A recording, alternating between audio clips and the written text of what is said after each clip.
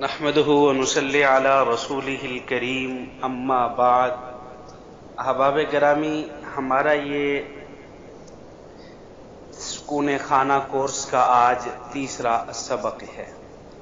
ہم آج تیسرے سبق میں پڑھیں گے کہ ساس اور سسر کو کس طرح گھر میں رہنا چاہیے اور اپنی بہو کے ساتھ کس طرح رویہ رکھنا چاہیے۔ دیکھیں ذرا، یہ بہت ہی اہم موضوع ہے اور میں اس پر تھوڑی سی تفصیل آپ حضرات کے سامنے رکھنے کی کوشش کروں گا۔ دیکھیں، شادی کے بعد لڑکی کے لیے سسرال کا ماحول اور وہاں کے افراد اجنبی ہوتے ہیں۔ اگر رشتہ داروں میں شادی ہوئی تب بھی رہن سہن کے معاملات میں کسی حد تک اسے اجنبیت ہی محسوس ہوتی ہے۔ اس لیے ساس سسر کو چاہیے کہ اس کے ساتھ بزرگانہ برتاؤ کریں اور چند باتوں کا خصوصیت کے ساتھ خیال رکھیں۔ سب سے پہلے نمبر پر ساس سسر کو چاہیے کہ وہ اپنی شفقتوں کے ذریعے، اپنی محبت کے ذریعے بہو کی اجنبیت اور وحشت کو جلد از جلد ختم کرنے کی کوشش کرے اور اسے انسیت یعنی محبت کا احساس دلائیں تاکہ اسے کام کاج وغیرہ میں دشواری کا سامنا نہ کرنا پڑے۔ دوسرے نمبر پر ساس کو چاہیے کہ وہ اپنی بہو کو نرم اور اچھے انداز سے گھریلو کام کاج کے ڈھنگ سکھائے اور اپنے گھر کے طور طریقے سمجھائے۔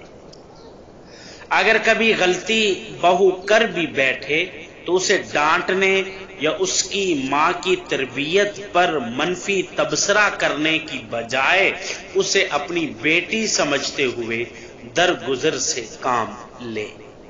البتہ اگر ساس سسر کبھی ڈانٹ بھی دیں تو بہو کو چاہیے کہ یہ سوچ کر نظر انداز کر دے کہ میرے والدین بھی تو کبھی مجھے ڈانٹ دیتے تھے، ساس سسر نے ڈانٹ دیا تو کیا ہوا، یہ بھی ماں باپ کی جگہ پر ہے۔ ساس سسر کو چاہیے کہ وہ اپنی بہو کو عزت نفس کا خیال رکھیں، اپنی بہو کا حتی الامکان عزت نفس کا خیال رکھیں۔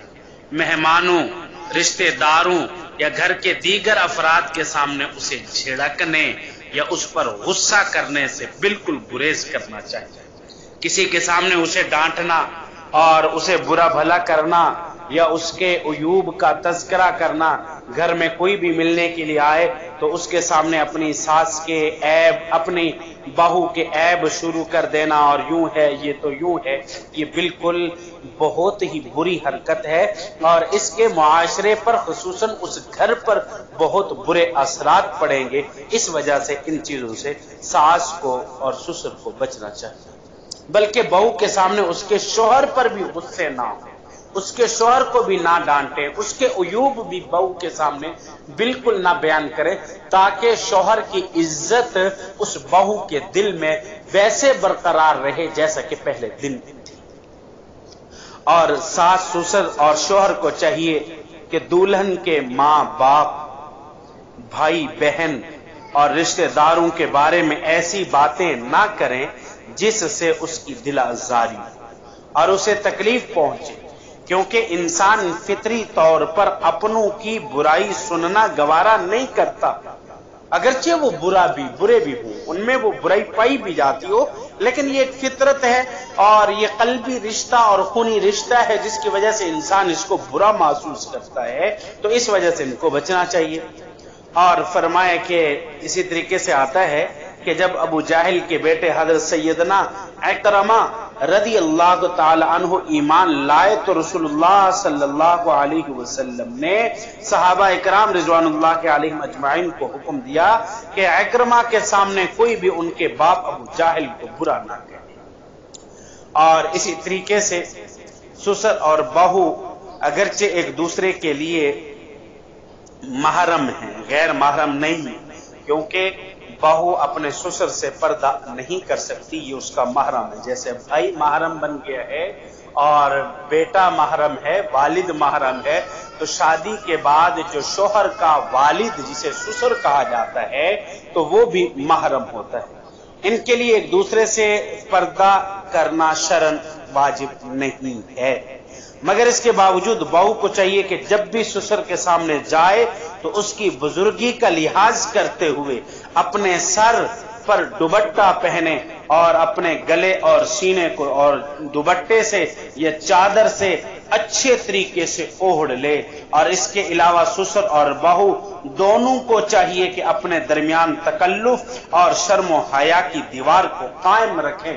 بہو کو چاہیے کہ سسر کے ساتھ ایسے بیہودہ گفتگو اور مذاق اس سے اجتناب کرے، اور سسر کو چاہیے کہ اپنے بہو کے ساتھ اس قسم کا اجتناب کرے جیسے اپنی بیٹی کے ساتھ اجتناب کرتا ہے. جیسے اس کے درمیان اور باپ اور بیٹی کے درمیان حیا کی چادر قائم ہوتی ہے، اسی طریقے سے اپنی سسر کے درمیان سسر اپنی بہو کے درمیان اپنی اس حیا کی چادر کو برقرار رکھے. اس کے ساتھ زیادہ فری جیسے ہو جاتے ہیں اور اس قسم کی بیہودہ گفتگو اور تنہائی میں بیٹھ کر گپیں لگانا یہ انتہائی نامناسب ہے. اور اگر یہ ایسے چلتے رہے تو ایک وقت ایسا آئے گا جو ہمیں ایک ایسے نقصان پر جا کر کھڑا کرے گا جس کی تلافی ساری زندگی ہمارے لیے ممکن نہیں ہوگی. تو اس لیے اس کو ایک دوسرے سے اس قسم کا تکلف اور اس قسم کی باتوں سے گریز کیجیے. یہ چند باتیں جو ساس اور سسر کے لیے ضروری تھی جو میں نے ضروری سمجھی ہیں اور وہ میں نے آپ حضرات کے سامنے بیان کر دی ہیں. اور دوسرا فرمایا کہ ساس اور سسر کو چاہیے کہ اپنی آنے والی بہو کو نیکی کی ترغیب بھی دیں، نماز کے متعلق بھی اسے بتائیں لیکن اس کے لیے بہتر یہ ہے کہ پہلے خود اس کے سامنے نماز پڑھیں. ساس نماز کی پابندی کرے اور باوضو رہنے کی پابندی کرے، گھر کو صاف ستھرا رکھنے کی پابندی کرے، تو اس کو دیکھ کر بہو بھی خود بخود نماز کی پابندی کرے گی. اس کو دیکھ کر بہو بھی خود بخود دین پر عمل پیرا ہونے کی کوشش کرے گی. لیکن جب بہو دیکھے گی کہ میری ساس دیندار نہیں ہے اور غیر محرم سے پردہ نہیں کرتی، غیر محرم سے باتیں کرتی ہے اور بغیر برقعے کے بہر چلی جاتی ہے، دین اور غیر دین میں کوئی فرق نہیں ہے، تو وہ آنے والی بہو اگرچہ دیندار گھرانے سے آئی ہوگی لیکن وہ اس ماحول میں آ کر اس کا وہ دیندار گھرانے کی جو تربیت ہوگی وہ ساری کی ساری ضائع ہو جائے گی. وہ یہاں آ کر اس قسم کے ماحول کے اندر ایسی ہی بن جائے گی. تو اس وجہ سے ہمیں اسے ماحول اسلامی دینا چاہیے، دیندارانہ ماحول دینا چاہیے. سب سے بڑی بات حیا اور عزت کا ماحول دینا چاہیے. اللہ رب العزت ہمیں نیک اعمال کرنے کی توفیق عطا فرمائے. وآخر دعوانا الحمدللہ رب العالمین.